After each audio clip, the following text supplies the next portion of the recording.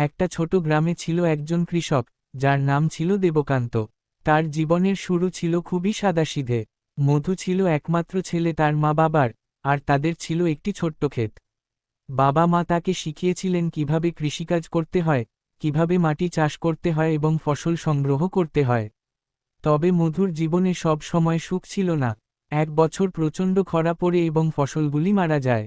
তার পকেটে কিছু টাকা ছিল না, আর মনের মধ্যে হতাশা ছিল। তবে মধু হাল ছাড়ল না। তার মাকে বলে, মা, আমি চেষ্টা করব, একদিন ঠিক আমাদের আবার ভালো হবে। তখন মধু নিজের কিছু সঞ্চয় এবং ঋণ নিয়ে নতুন করে চাষের কাজে নেমে পড়ল। সে ভালো বীজ নির্বাচন করল, মাটির যত্ন নিল, এবং বিভিন্ন প্রযুক্তি ব্যবহার করে ফসলের উৎপাদন বাড়ানোর চেষ্টা করল।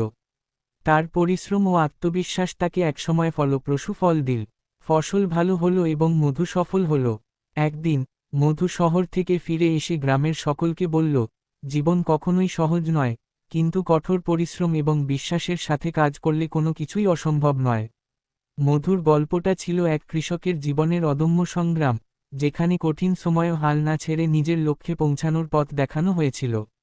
তার গল্প আমাদের শেখায় যে, একান্ত ইচ্ছাশক্তি ও পরিশ্রম থাকলে যে কোনো বাধা অতিক্রম করা সম্ভব।